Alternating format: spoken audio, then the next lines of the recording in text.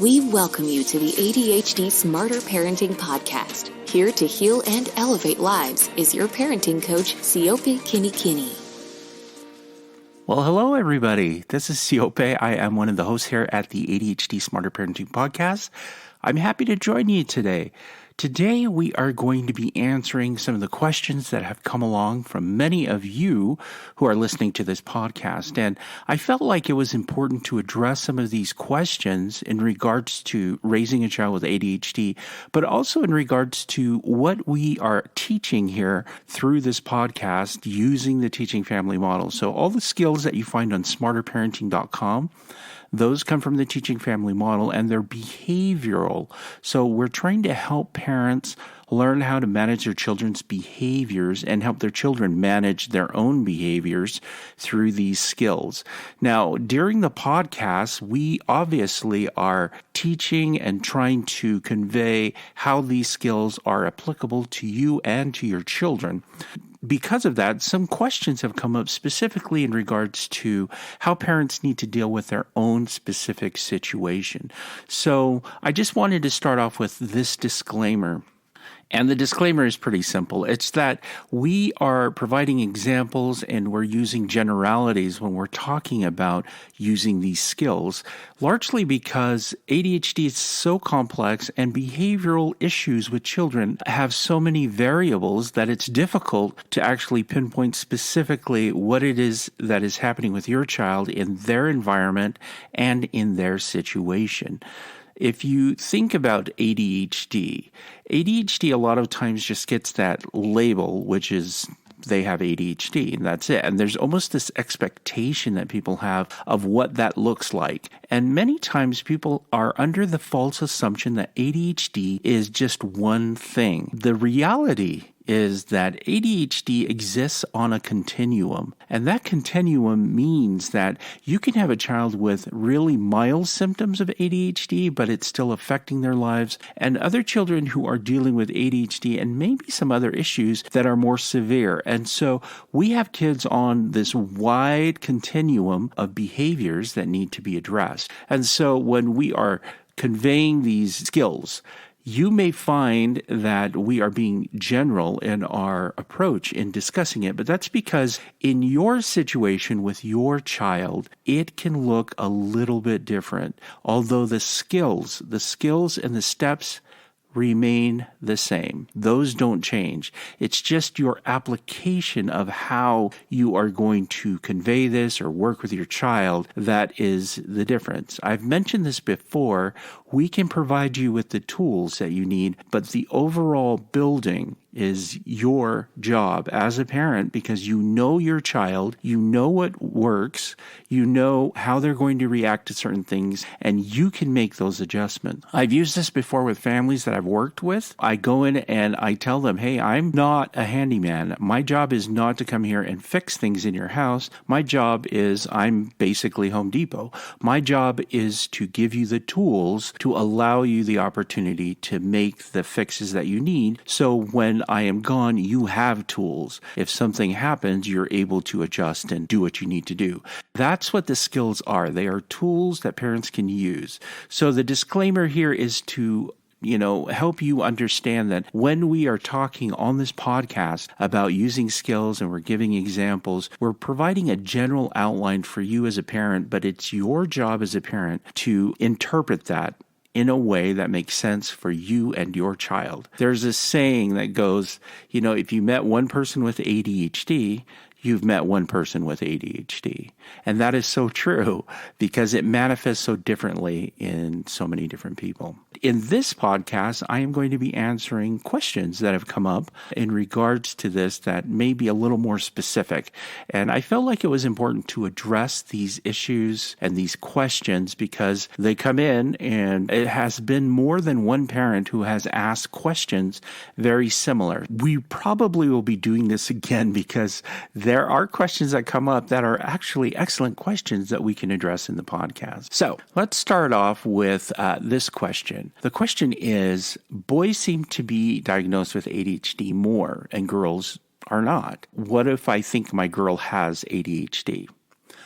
I am going to explain this in the best way that I can. It's very important to understand that boys are 3 times more likely to be diagnosed with ADHD. And there is a reason for that. It's because boys, in general, they have external symptoms. So they're largely more impulsive and largely more hyperactive. And so it's easy to observe those things and describe those things in order to get the diagnosis of ADHD. Now, for girls, it's largely internal. So that can look like inattention, their inability to focus because they're just spacing out. So it's a lot harder for girls to get diagnosed with ADHD because, again, a lot of people are focused on the perception of what ADHD looks like, which is the impulsivity and the hyperactivity. However, ADHD can manifest very differently in girls. I will admit professionals need to do a better job at being able to work through that issue of diagnoses. It's important for you to still take your girl in to have a professional assessment and bring up these issues and also discuss with them, hey, this is what I'm noticing. There are so many women that get diagnosed with ADHD later in life when they could have been helped earlier in life had the diagnosis been correct. So just understand that there is a deficit in the professional community as well. A lot of times they will not give that diagnosis because they're not seeing some of these more external behaviors, but girls do process things a little more internally.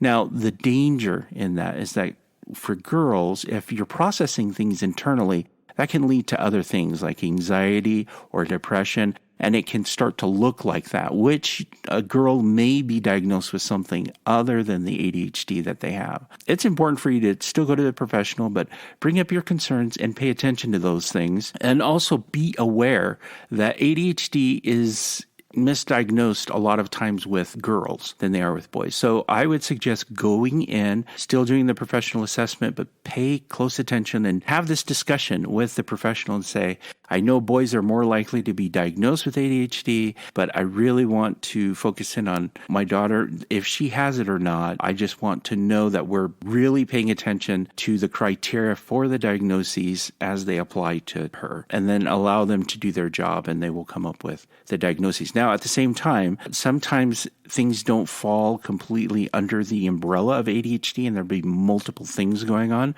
That's very common as well. So just be open-minded to those, but it is important to have these conversations and for you as a parent to be aware. Girls do have ADHD. Okay, they do. And boys do as well. It just manifests itself a little bit differently. All right? Okay, the next question. I use a behavior or a chore chart, but it's not working. I need to know what to do to fix it. So we talk a lot about behavior charts on this podcast as a way for you to keep track of how to manage your child's behavior or help them know what they need to do. A lot of times parents mistake chore charts as the influencer, when in reality, a chore chart is nothing more than a reminder for you and for your child in order to do a specific task. Now, when you're working with a child with ADHD, it's important to keep the chore chart or the behavior chart as simple as possible, depending on your child's ability to focus. We don't want to overwhelm our child with a list of 10 things if they can't handle it. So I've seen chore charts where there's maybe one item that's listed, and that's all we are going to focus on. That's fine. In fact, you want to start with small battles first, and you want to start with battles that you can win. This helps to build momentum. Focus in on a small thing. So if the small thing is, wake up and brush your teeth, and that's what's on the chore chart because your child struggles with that, then do that. And you know that they can do it most of the time on their own, and then use the chore chart there as a way, and a reminder for them that they're able to do this and that they need to do this. And it's a visual, it's visible for them to see and visible for you. Now, another piece to this is you can also, on a chore chart or a behavior chart, put your name and what you are going to do if the child follows through with the chore. When you do that, what happens is it pairs the behaviors for both of you to what needs to be done, and it holds you accountable as well. And when a child sees, oh, this is me and this is my mom, there's almost this idea of, oh, okay, this is connected. It's fair. I need to do this, and then this will happen. And my mom has agreed to that, and this is written, and it's permanent. This idea of bringing accountability in the chore chart for you and for your child is one thing that a lot of parents miss, but I would highly suggest you do that on a behavior or a chore chart. Include your name and the item. Now, again, we don't want to overwhelm a child with multiple things. We want to be able to do things that they can do well initially on their own and then build from there. So just be very conscious and aware of how you're using behavior and chore charts. Chore charts don't have to be charts that you hang on the wall as well. There are other ways that you can do this. You can have a chore chart that is written in a dry erase marker on a mirror in a bathroom. Why not? Just a little thing that they can check. That actually is helpful for some kids because they have to look in the mirror and they'll see that there is this writing on the mirror that they need to check, and it's helpful. So we want to make it as easy as possible. You can do chore charts that way as well. You definitely want to have a chore chart or behavior chart that's visible for your child, but also visible for you. If you have it somewhere just passing through, I know a lot of parents put it on the fridge. That's a wonderful place, but how often are you really paying attention to what's on the fridge? And especially if there are multiple things on the fridge, it can be a little overwhelming and you can easily get distracted. So you want to be sure that you're placing it somewhere that your child will see and that is effective. I've had even parents put it on the ceiling so when the child wakes up, they can see what the chore chart is. You're going to have to find out what works for you and your family. Those are some suggestions that I have on the behavior chore chart. And then the last thing for behavior chore charts is consistency. You have to follow through. Next question. I've asked my child to clean their room and my child is just overwhelmed. What can I do? Cleaning the room or doing any other task is kind of related to the chore chart. In a way, sometimes when we give our child generalities like that, which is clean your room or, clean the kitchen, it's so broad that it becomes overwhelming once they step in the room. Now, if you have a child with ADHD and you've gone into the room, most children with ADHD have a really messy room, and that's okay. One thing to do in helping your child deal with that is to help them do one thing at a time, so one step at a time. Instead of saying, go clean your room, it would be, hey, let's do the clothes first. So we're just going to pick up clothes from off the floor and put them in the hamper. And that is the focus. So you want to focus in on smaller tasks in the overall general idea of what you want to do, and then build on that. It can also be helpful to have a timer for how long it would take to do that so your child doesn't get distracted. And for children who struggle with like severe ADHD or the inattentiveness of ADHD, I've even had parents who focus in on colors. So they would say, okay, we're going to pick up all the blue jeans on the floor.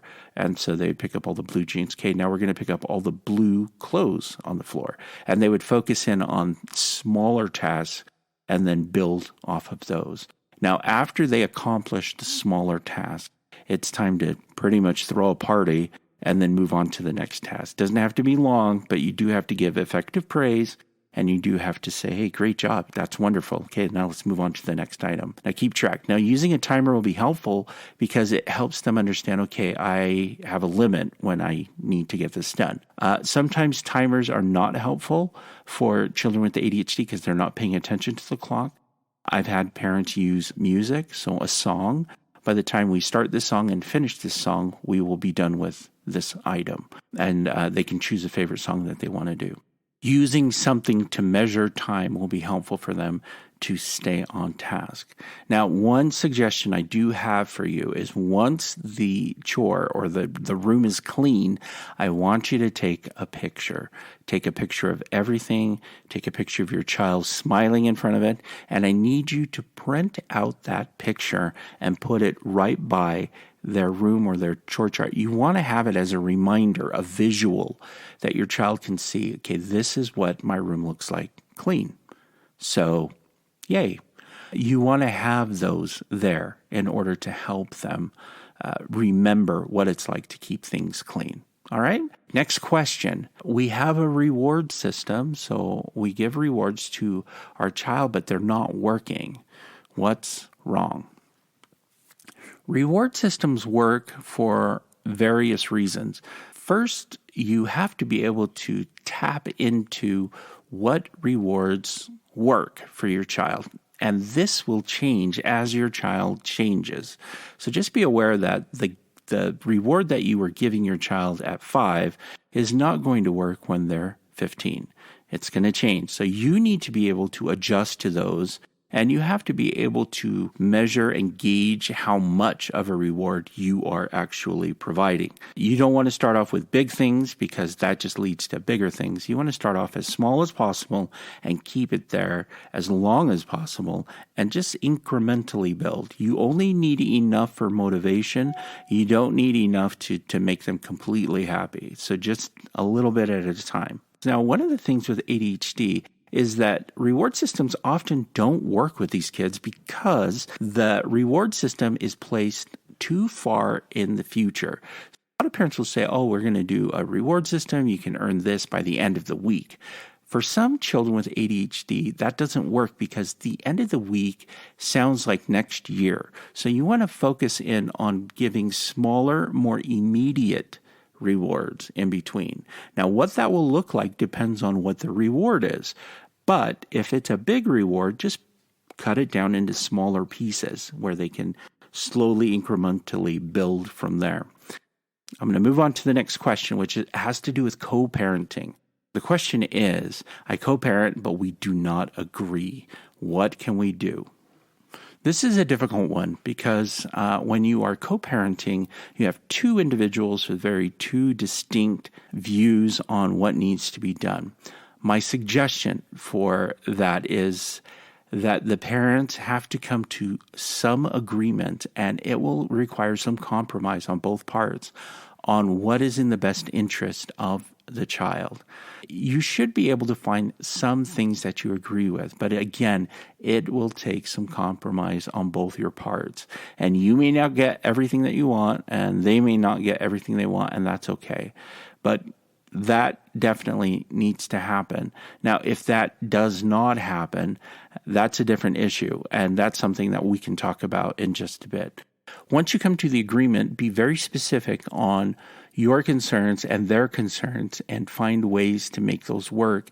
And then you're going to have to decide on what type of behavioral intervention you can both consistently do.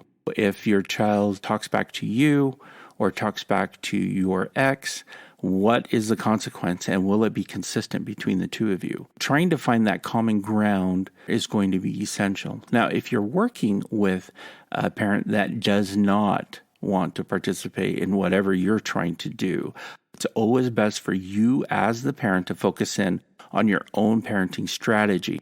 Now, that's really difficult because a lot of parents will feel like, well, my child prefers my ex because things are a lot more free, and it seems like that is the Disney parent, and they're always having fun and not being held to any accountability.